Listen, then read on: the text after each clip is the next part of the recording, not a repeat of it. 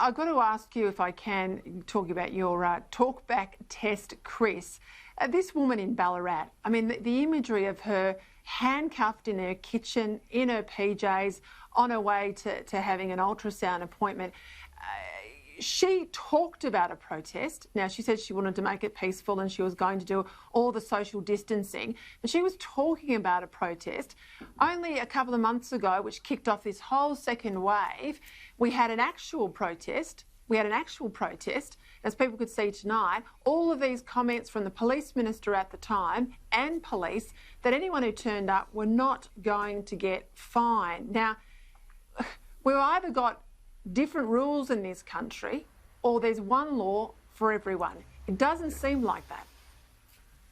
Australians are not stupid. The same way they are comparing Anastasia Palaszczuk's invitation to all of those elite AFL officials and players compared to the individuals who can't get back into Queensland or get any hospital treatment for very serious diseases. They're comparing the symbol of repression and I guess comrade Dan Andrews' way of running Victoria with how they handled the Black Lives Matters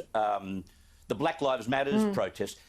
Like, you can't allow one to go ahead and then hammer a pyjama-wearing pregnant woman. She is the symbol of repression. Because at the end of the day, why couldn't you have said to her, bear in mind she's not in a suburb of Melbourne, she's in Ballarat, for heaven's sake. She might have got 5 people to turn up, for God's sake.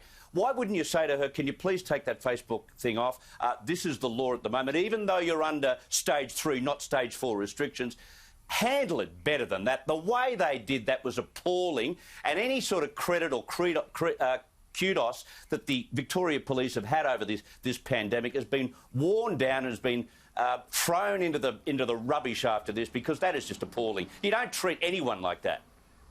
And look, in my news package at the top of the show, I had some images there of the Premier being asked about this and saying, oh, you know, head down in the books. Oh, I haven't seen that. I haven't been briefed. That is the Kevin Rudd defence. That is the Kevin Rudd defence. Is he across that pace? He's either a liar or he's not up to the pace of getting across the big stories. Yeah, his office would have briefed him, of course. He would have seen that. Rudd used to do that all the time. I haven't been briefed. I haven't seen it. I won't comment. I'll take that on notice. It's a game. It's a political tactic. Let's just see that for what it is. Just before we go, Gleeso, up in Queensland, there's some story with one of your Greens candidates. Now, he's been dumped because he is not a good bloke by the sound of it all, but he's saying that there are people inside the party using JobKeeper payments, a taxpayer, to fund campaigns and running illegal fundraisers. What's the story here? Nothing surprises me with the Greens here in Queensland. They are an absolute rabble. And I'll tell you something about the Greens, Peter. They fancied themselves big time in seats like South Brisbane and Maywar, which they hold, because they have done very well there in the past. My mail is, and this has come from both the LNP and the Labor Party, who have done internal polling, their polling is imploding. It's tanking off the back of their loony, crazy, Extinction Rebellion-fuelled tactics and policies. And so, look, nothing surprised me with the Greens.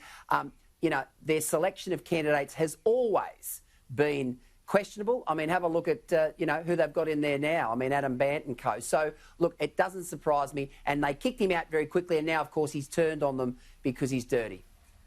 Good news. Yeah, we need to do an audit all the anti-Semites and all the, the misogynists and all the crazies that are all lining up for the Greens. There's quite a cavalcade of them. They get dumped, and I'm not allowed to talk about it, but they shouldn't have been pre-selected in the first place. Gentlemen, Chris Smith, Peta Credlin, thank you for your time.